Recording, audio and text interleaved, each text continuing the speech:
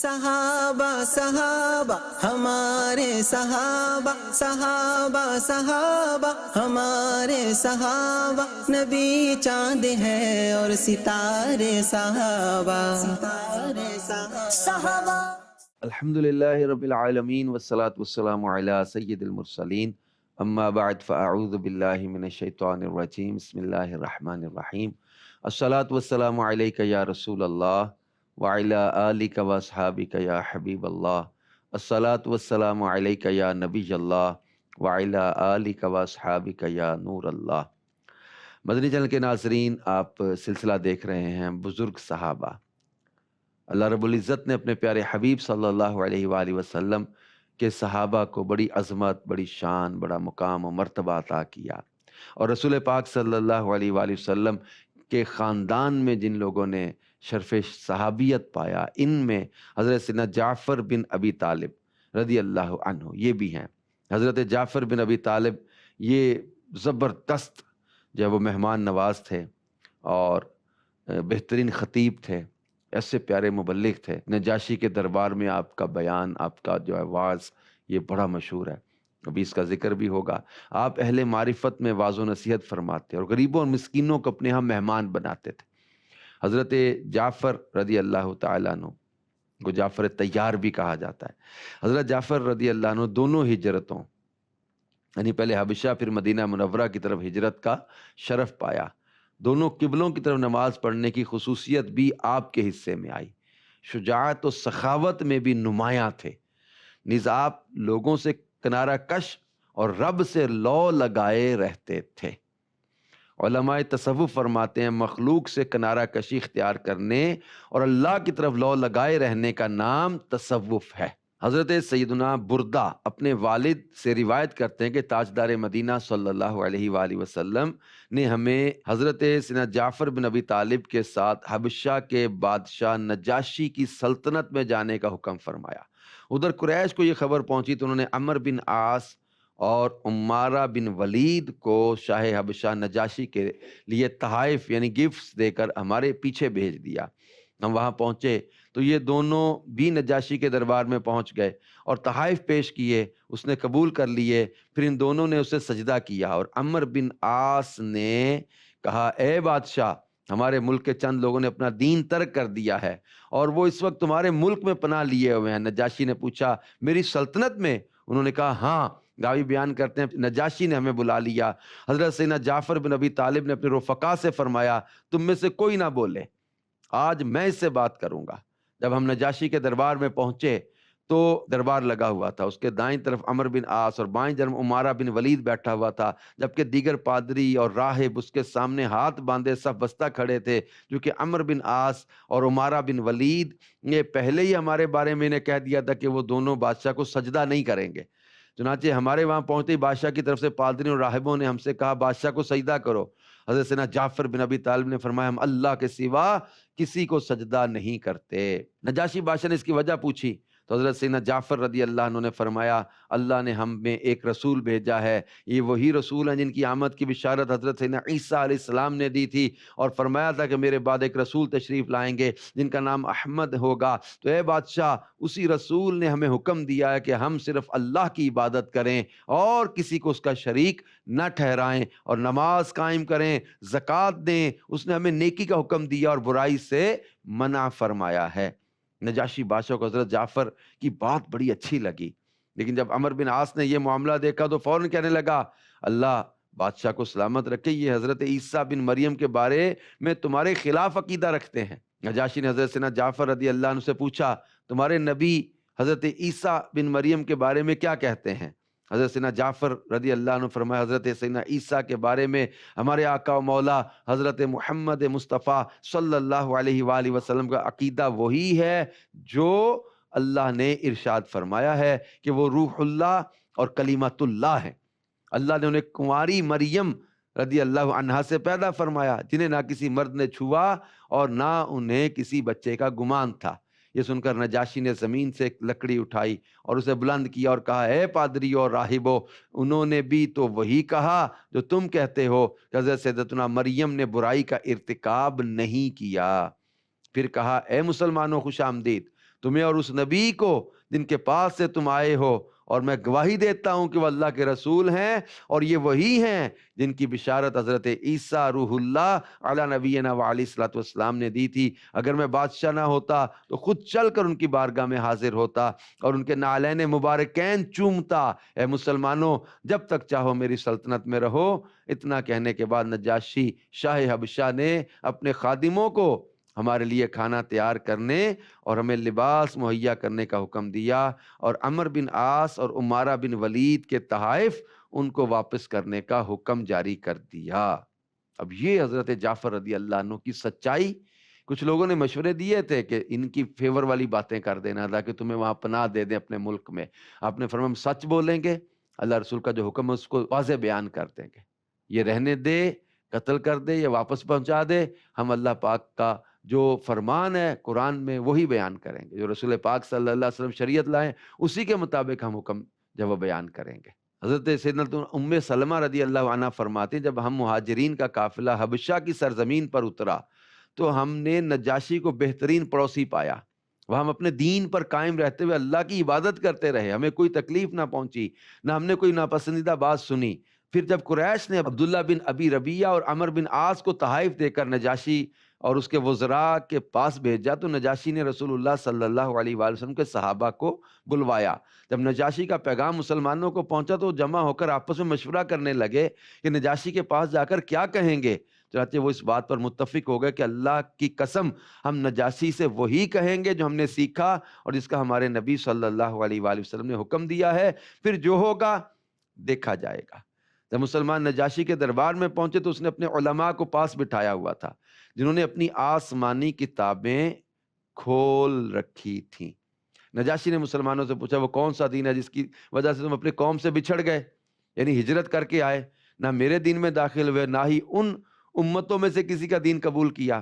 مسلمانوں کی طرف سے حضرت سیدنا جعفر بن ابی طالب نے نجاشی سے گفتگو کی اور فرمایا اے بادشاہ، ہم جاہل تھے، بتوں کو پوجتے، مردار کھاتے، فواحش کا ارتکاب کرتے تھے، قطع رحمی اور امان کو توڑنا ہمارا شیوا تھا، طاقتور کمزور کے حقوق غصب کر لیتے تھے، ہم انہی گمراہیوں میں بھٹک رہے تھے کہ اللہ نے ہمارے درمیان ایک رسول مبعوث فرمائے۔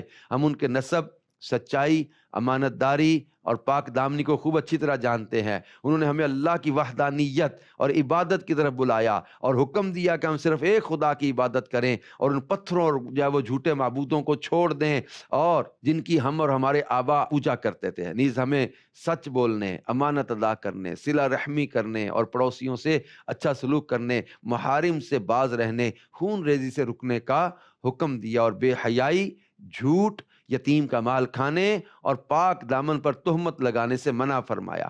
انہوں نے ہمیں حکم دیا کہ ہم صرف اللہ کی عبادت کریں اور اس کے ساتھ کسی کو شریک نہ ٹھہرائیں۔ نیز انہوں نے ہمیں نماز پڑھنے، زکوٰۃ ادا کرنے، روزہ رکھنے کا حکم دیا۔ اسی طرح حضرت سیدنا جعفر نے متعدد اسلامی امور بیان فرمائے، پھر فرمایا پس ہم نے ان کی تصدیق کی اور ان پر ایمان لائے اور وہ احکام جو اللہ کی طرف سے لائے ان کی اتباع کی، اور ہم نے صرف اللہ کی عبادت کی اور اس کے ساتھ کسی کو شریک نہ ٹھہرایا۔ جس چیز کو اس نے ہم پر حرام کیا ہم نے اسے حرام جانا، اور جس چیز کو حلال کیا اسے حلال جانا۔ بس اس بات پر قوم ہماری دشمن بن گئی۔ کیا کمال کا بیان کیا حضرت جعفر رضی اللہ عنہ نے۔ نجاشی کا دربار ہے، بادشاہ کا دربار، حق بات بیان کی اور شریعت کے احکام بیان کیے۔ یہ ریزن آپ نے بتایا کہ اس وجہ سے قوم ہماری دشمن بن گئی ہے، ہمیں طرح طرح سے ستایا اور دین اور اس کے معاملے میں آزمائشوں سے دوچار کیا۔ ہماری قوم کے لوگوں نے ہمیں اتنا تنگ کیا، ظلم کیے، راستے بند کیے، ہم پر ہماری راہیں تنگ کر دیں، ہمیں اور ہمارے دین کے درمیان حائل ہو گئے۔ اب تیرے ملک کی طرف آئے ہیں بادشاہ، اس امید پر کہ تیری پناہ میں ہم پر ظلم نہیں کیا جائے گا۔ ہم نے دوسروں کو چھوڑ کر تیرا ملک پسند کیا، تیرے پڑوس کو ترجیح دی۔ نجاشی نے پوچھا تمہارے نبی کا جو پیغام لائے اس میں سے کچھ تمہارے پاس ہے؟ حضرت جعفر رضی اللہ عنہ نے فرمایا ہاں۔ نجاشی نے کہا مجھے اس میں سے کچھ پڑھ کر سناؤ۔ تو حضرت جعفر نے سورہ مریم کی ابتدائی آیات تلاوت فرمائیں، جنہیں سن کر نجاشی رو پڑا اور اللہ کی قسم اس کی داڑھی آنسوؤں سے تر ہو گئی۔ اس کے علماء بھی تلاوت سن کر اس قدر روئے کہ ان کے صحائف آنسوؤں سے بھیگ گئے۔ پھر نجاشی نے کہا بے شک یہ کلام اور جو حضرت موسیٰ لے کر آئے ایک ہی نور سے نکلے ہیں، اور قریش کے دونوں قاصدوں سے کہا تم دونوں چلے جاؤ، اللہ کی قسم میں ان کو تمہارے سپرد نہیں کروں گا۔ پھر نجاشی بادشاہ نے مسلمانوں سے کہا آج سے میرا ملک تمہارے لیے جائے پناہ ہے، جو تمہیں چھوئے گا نقصان اٹھائے گا، جو تمہیں چھوئے گا نقصان اٹھائے گا، جو تمہیں چھوئے گا نقصان اٹھائے گا۔ اے گروہ مسلمین، اگر مجھے سونے کا پہاڑ بھی مل جائے تب بھی میں یہ گوارا نہیں کروں گا کہ تم میں سے کسی ایک کو تکلیف پہنچے۔ اور کہا کفار کے ان دونوں قاصدوں کے تحائف انہیں لوٹا دو، مجھے ان کی ضرورت نہیں۔ اللہ کی قسم، جب میرے رب نے میرا ملک مجھے لوٹایا تو مجھ سے کوئی رشوت نہیں لی، تو میں کیسے اس کے لیے رشوت لے سکتا ہوں؟ اور اس نے مجھے لوگوں کا مطیع نہیں بنایا کہ میں اس کی نافرمانی میں لوگوں کی اطاعت کروں۔ پس قریش کے دونوں قاصد ناکام و نامراد لوٹے اور ان کے لائے ہوئے تحائف ان کے منہ پر مار دیے گئے۔ اور ام سلمہ رضی اللہ عنہا فرماتی ہیں کہ ہم نجاشی کے پاس اچھے گھر میں بہترین ہمسائے کے پڑوس میں قیام پذیر ہو گئے۔ اب یہ حضرت جعفر رضی اللہ عنہ کی سچائی۔ اچھا، پھر آپ نے کس طرز کے ساتھ قرآن کی تلاوت کی تھی؟ نجاشی بادشاہ رونے لگا، اس کے جو ہے وہ جو راہب وغیرہ تھے، جو علماء تھے، جو صحائف لے کر آئے ہوئے تھے، تو وہ علماء بھی رونے لگے۔ کس قدر حضرت جعفر رضی اللہ عنہ کی تلاوت میں سوز و گداز تھا، اللہ کا کلام پڑھا۔ یہ قرآن پاک میں کیسی برکت ہے۔ ہم بھی سچ پر قائم رہے، حق پر قائم رہے، اللہ کے پاک کلام قرآن سے مدد حاصل کریں، اللہ کے پاک کلام قرآن کی تلاوت کریں۔ حضرت سیدنا عمرو بن عاص رضی اللہ عنہ، یہ اس واقعہ کے وقت تک اسلام ابھی نہیں لائے تھے۔ ان سے مروی ہے کہ جب ہم نجاشی کے دروازے پر پہنچے تو میں نے ندا دی کہ عمرو بن عاص کو اندر آنے کی اجازت دی جائے۔ اس وقت میرے پیچھے حضرت سیدنا جعفر نے آواز دی، اللہ کے گروہ کو داخل ہونے کی اجازت دی جائے۔ نجاشی نے حضرت جعفر رضی اللہ عنہ کی آواز سنی تو انہیں مجھ سے پہلے اندر داخل ہونے کی اجازت دی۔ پھر جب میں داخل ہوا تو دیکھا کہ نجاشی تخت پر بیٹھا تھا، جبکہ حضرت جعفر رضی اللہ عنہ اس کے سامنے اور دیگر صحابہ اس کے گرد تکیہ لگائے بیٹھے تھے۔ میں نے حضرت سیدنا جعفر رضی اللہ عنہ کو بیٹھے دیکھا تو حسد کی وجہ سے ان کے اور تخت کے درمیان بیٹھ گیا اور ان کی طرف پیٹھ کر لی، یوں ہی ہر دو کے درمیان اپنا ایک ساتھی بٹھا دیا۔ ابو بکر بن عبد الرحمن بن حارث بن ہشام سے مروی ہے کہ نجاشی نے حضرت جعفر رضی اللہ عنہ کو بلوایا اور نصارہ کو جمع کیا، پھر آپ سے کہا کہ انہیں قرآن سنائے۔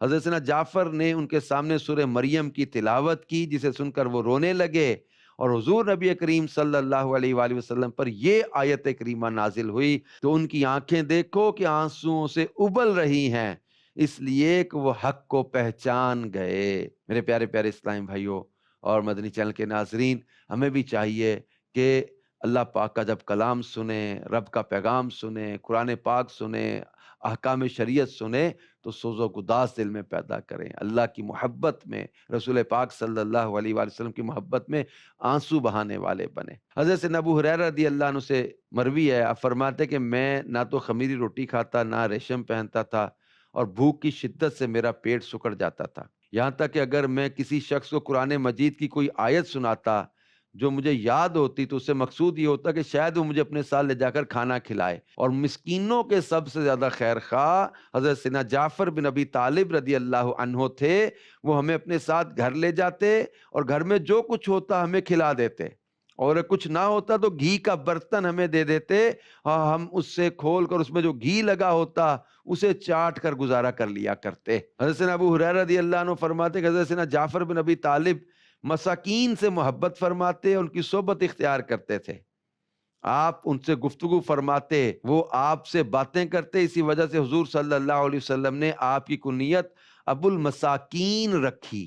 یعنی حضرت جعفر بن ابی طالب رضی اللہ عنہ کس قدر مساکین سے محبت کرتے، غریبوں سے محبت کرتے۔ آج ہم میں کوئی بڑے خاندان سے بلونگ کرتا ہے یا کوئی تھوڑا سرمایہ دار بن جاتا ہے یا تھوڑا مقام و مرتبہ ملتا ہے تو غریبوں کو حقیر جاننے لگ جاتا ہے، مسکینوں کو حقارت کی نظر سے دیکھتا ہے۔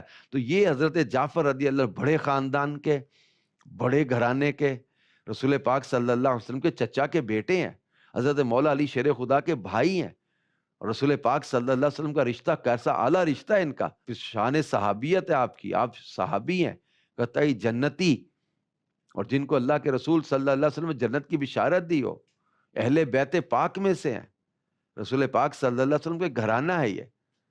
اور یہ حضرت جعفر رضی اللہ عنہ مسکینوں سے محبت فرماتے، انہیں گھر لے آتے، انہیں اپنے گھر بٹھا کے کھلاتے، ان کی خدمت کرتے، ایسے عاجزی والے تھے، کیسے منکسر مزاج تھے حضرت جعفر رضی اللہ عنہ، کیسے انکسار فرمانے والے تھے۔ اور حضرت جعفر بن ابی طالب رضی اللہ عنہ ساری زندگی دین کی خدمت میں، اسلام کی محبت میں آپ نے قربانیاں دیں، دونوں ہجرتیں بھی کیں، بڑے سفر، بڑی مشقتیں بھی اٹھائیں، اور بالآخر راہ خدا میں جام شہادت بھی نوش کیا۔ حضرت جعفر بن ابی طالب کی شہادت کے متعلق کچھ باتیں یہاں عرض کرتا ہوں، اس سے ہمارے بزرگ اسلامی بھائی بھی درس حاصل کرے کہ ہمیں دنیا میں زندگی ہمیشہ کے لیے نہیں ملی، آخر ہم نے چھوڑ کے جانا ہے اور ہمیشہ یہاں نہیں رہنا۔ حضرت جعفر بن ابی طالب کی شہادت کے متعلق روایات بیان کی جاتی ہیں۔ حضرت سیدنا عبداللہ بن عمر رضی اللہ عنہما سے مروی ہے کہ میں غزوہ موطا میں حضرت سیدنا جعفر رضی اللہ عنہ کے ساتھ تھا۔ جنگ کے بعد جب ہم نے انہیں تلاش کیا تو ان کے جسم پر تیروں اور نیزوں کے 70 سے زیادہ زخم دیکھے۔ اللہ اللہ، 70 سے زیادہ زخم تھے حضرت جعفر رضی اللہ عنہ پر۔ کتنی ہمت کے ساتھ آپ جنگ میں رہے کہ جنگ کا میدان چھوڑ کر بھاگے نہیں، دوڑے نہیں، ہمت نہیں ہاری۔ کیسے ہمت والے تھے، کیسے آپ جو ہے وہ شوق شہادت والے تھے۔ 70 زخم تھے آپ کے جسم پر۔ حضرت سیدنا عبداللہ بن عمر رضی اللہ عنہما سے مروی ہے کہ غزوہ موطا میں حضرت سیدنا جعفر بن ابی طالب کو نہ پا کر تلاش کیا تو شہداء میں ملے، اور ان کے جسم پر تیروں اور نیزوں کے 90 سے زائد زخم تھے، اور یہ وہ زخم تھے جو جسم کے اگلے حصہ پر تھے۔ حضرت عبداللہ بن عمر نے 90 سے زیادہ زخموں کا ذکر کیا، سینے پہ وار لی، سینے پہ زخم آئے، تکلیفیں اٹھائیں، اذیتیں برداشت کی۔ میرے پیارے اسلام بھائیو، مدنی چینل کے ناظرین، حضرت جعفر رضی اللہ عنہ کیسے طاقت والے، کیسی ہمت والے تھے۔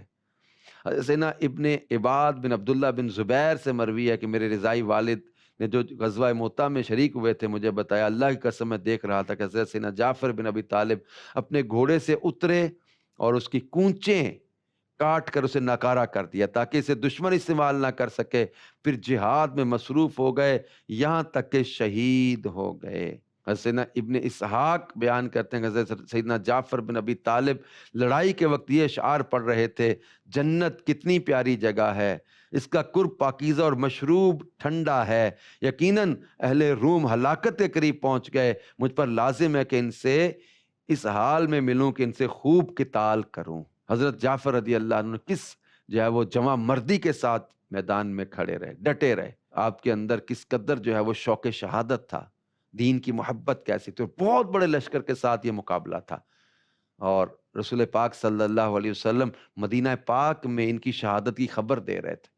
جی ہاں، مدینہ پاک میں رسول پاک صلی اللہ علیہ وسلم حضرت جعفر رضی اللہ عنہ کی شہادت کی خبر دے رہے تھے۔ یہ روایات میں ہے کہ اللہ کے پیارے اور آخری نبی صلی اللہ علیہ وسلم مدینہ پاک میں تھے، اور مسلمان مجاہدین جو ہے وہ جنگ میں مصروف تھے، اور بہت طویل سفر تھا، اور رسول پاک صلی اللہ علیہ وآلہ وسلم صحابہ کرام کو جنگ کے حالات بیان کرتے ہوئے فرما رہے تھے: زید نے جھنڈا اٹھایا، وہ لڑتے رہے یہاں تک کہ شہید ہو گئے، پھر جعفر رضی اللہ عنہ نے علم یعنی جھنڈا اٹھایا اور لڑتے لڑتے شہید ہو گئے، پھر حضور علیہ الصلوۃ والسلام خاموش ہو گئے، جس کی وجہ سے انصار کے چہروں کا رنگ بدل گیا، اور سمجھے کہ شاید اب حضرت عبداللہ بن رواحہ کو کچھ سخت تکلیف پہنچی ہے۔ پھر غیب دان نبی صلی اللہ علیہ وآلہ وسلم نے ارشاد فرمایا: اب علم جہاد عبداللہ بن رواحہ کے ہاتھ میں آیا ہے، وہ دشمنوں سے قتال کر رہے ہیں۔ بالآخر وہ بھی شہید ہو گئے۔ پھر آپ نے فرمایا: میں نے جنت میں دیکھا، یہ تینوں سونے کے تختوں پر محو استراحت ہیں، اور عبداللہ کا تخت اپنے دونوں رفقا سے کچھ فاصلے پر ہے۔ عرض کی گئی: یا رسول اللہ صلی اللہ علیہ وآلہ وسلم، اس کی کیا وجہ؟ فرمایا: ان کے دونوں رفقا جام شہادت نوش کر چکے تھے، جبکہ عبداللہ بن رواحہ کچھ تردد میں تھے۔ حضرت جعفر رضی اللہ عنہ کے گھر حضور علیہ السلام پھر تشریف لے گئے، ان کے بچوں سے پیار فرمایا، اور حضور صلی اللہ علیہ وسلم کی آنکھوں میں آنسو تھے۔ حضرت جعفر رضی اللہ عنہ کی شہادت پر آپ کی آنکھوں میں آنسو تھے۔ حضور صلی اللہ علیہ وسلم اس قدر ان سے محبت بھی فرماتے تھے۔ اللہ پاک جل شانہ حضرت جعفر رضی اللہ عنہ کی قربانیوں کا صدقہ ہمیں بھی دین کے لیے قربانی دینے کا جذبہ دے، اور دین کی محبت عطا کرے، اسلام کی محبت عطا کرے، سنتوں کی محبت عطا کرے، رضا الہی پہ راضی رہنے کا اللہ ہمیں ذہن عطا کرے، ہر طرح کے فتنوں سے، شر سے، آزمائشوں سے اللہ ہمیں بچائے، عافیت عطا فرمائے۔ لیکن یہ یاد رکھیں کہ دین کی راہ پہ چلنا یہ مشقت کی راہ ہے، یہ تکلیفوں کی راہ ہے، آزمائشوں کی راہ ہے، اور اس میں جو ہے وہ کیا کہتے ہیں، یہ پھولوں کی سیج نہیں ہے، یہ عشق کی راہ، یہ قربانیاں، مشقتیں، تکلیفیں سہنے کی راہ ہے، لیکن انعام بہت بڑا یہ اللہ نے وعدہ کیا ہے کہ اللہ جو نیک عمل کرنے والے ایمان والوں کو مغفرت بھی عطا کرے گا، اجر عظیم بھی عطا کرے گا۔ اللہ پاک ہم سب کو عافیت بھی عطا کرے اور اپنی راہ میں ہمیں شہادت کا جام عطا کرے۔ حضرت جعفر رضی اللہ عنہ کی قربانیوں کا صدقہ اللہ اسلام کو عزت، قوت اور برکت دے۔ نیکی کی دعوت کے لیے سفر کریں، نیکی کی دعوت کے لیے مشقت بھی آئے تو سہیں، اور حضرت جعفر نے دونوں ہجرتیں بھی کیں۔ کس قدر آپ منکسر المزاج تھے، کس قدر عاجزی والے تھے، اور کس قدر شوق شہادت والے تھے، ہمت والے تھے۔ 90 زخم تھے ان کے فرنٹ پر، انہوں نے راہ خدا میں زخم اٹھائے، شام شہادت نوش فرمایا۔ اللہ پاک ہمیں حضرت جعفر رضی اللہ عنہ کی جو ہے وہ برکات عطا کر، ان کا فیضان عطا فرمائے۔ میرے پیارے پیارے اسلامی بھائیوں، مدنی چینل کے ناظرین، حضرت جعفر رضی اللہ عنہ، ان کو جعفر طیار بھی کہا جاتا ہے، ذوالجناحین، دو پروں والے بھی کہے جاتے ہیں، طیار میں نے اڑنے والے۔ یہ حضرت جعفر طیار رضی اللہ عنہ کو جعفر طیار کیوں کہا جاتا ہے، یہ بھی میں آپ کو بتاتا ہوں کہ یہ حضرت جعفر رضی اللہ عنہ خود بیان کرتے ہیں کہ میں نے کبھی شراب نہیں پی۔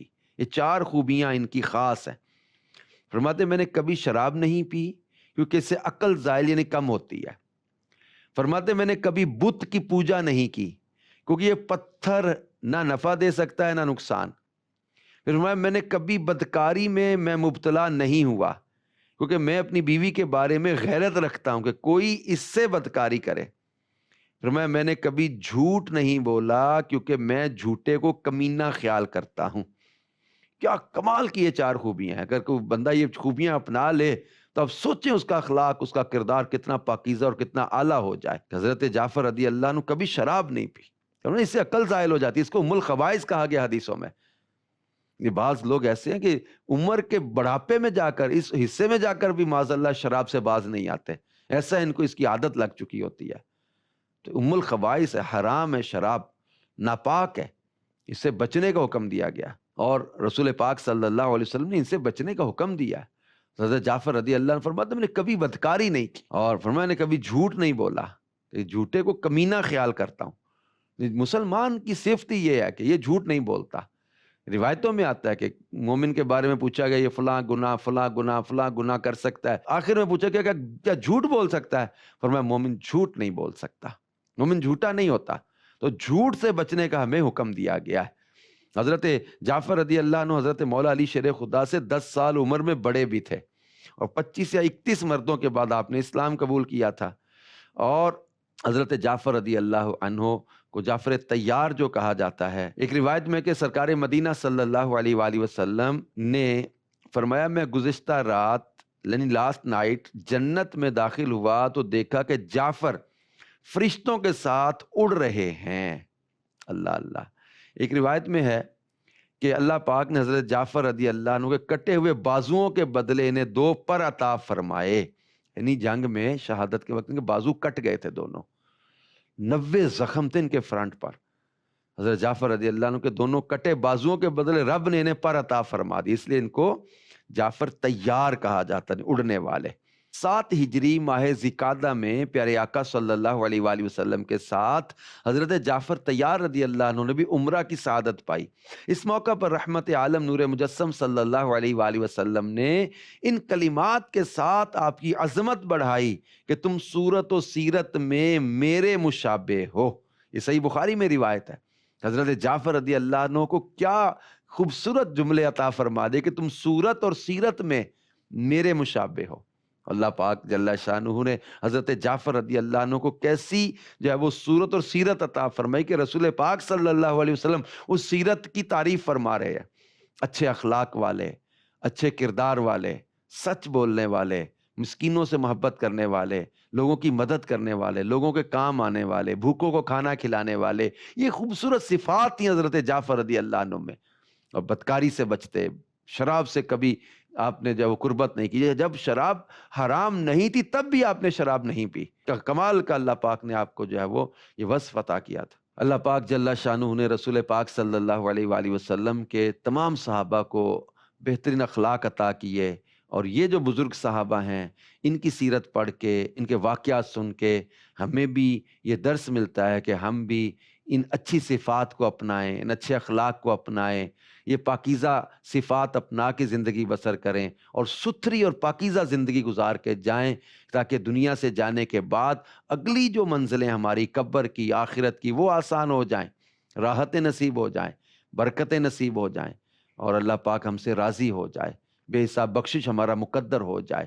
یہ چند خصوصیات و صفات جو ڈسکس کی گئی ہیں ان کو بڑی توجہ کے ساتھ اپنانے کی حاجت ہے، اور اللہ پاک ہمیں جو ہے وہ مسکینوں سے، غریبوں سے محبت میں دل لگا دے۔ رسول پاک صلی اللہ علیہ وسلم کا فقر اختیاری تھا، آپ اصحاب صفہ میں آ کے بیٹھتے تھے۔ اصحاب صفہ لوگ تھے جن کا گھر بار نہیں ہوتا تھا، ایک ایک چادر میں جنہوں نے گزارا کر لیا، جو بڑے غربت والا، وہ جس کو دنیاوی لحاظ سے کہا جاتا ہے، رسول پاک صلی اللہ علیہ وسلم ان کے درمیان آ کے بیٹھ جاتے تھے۔ یہ کیا کمال کی تربیت اپنے غلاموں کی ہو رہی۔ تو ہمیں تکبر سے بچنا ہے، ہمیں بڑائی سے بچنا ہے، خود پسندی سے بچنا ہے، عجب سے بچنا ہے، کسی طرح سے بھی اپنے آپ کو جو ہے وہ کسی سے جو ہے وہ افضل سمجھ کے کسی کو گھٹیا نہ سمجھے، حقیر نہ جانے، نفرت نہ کریں ان غریبوں سے۔ ان مسکینوں میں بیٹھنے اور ان میں دل نرم ہوتا ہے، دل نرم ہوتا ہے۔ یتیموں کے ساتھ، مسکینوں کے ساتھ حسن سلوک کرنے والوں کو اللہ دل کی نرمی عطا کرتا ہے، مسکینوں سے محبت کرنے کا۔ اللہ پاک جل شانہ ہمیں جو بھوکوں کو کھانا کھلانے والا، مسکینوں سے محبت کرنے والا اور ان کی خیر خواہی کرنے والا، ان کی مدد کرنے والا بنائے۔ آمین بجاہ خاتم النبیین صلی اللہ علیہ وآلہ وسلم۔ صحابہ صحابہ ہمارے صحابہ، صحابہ صحابہ ہمارے صحابہ، نبی چاند ہے اور ستارے صحابہ، ستارے صحابہ۔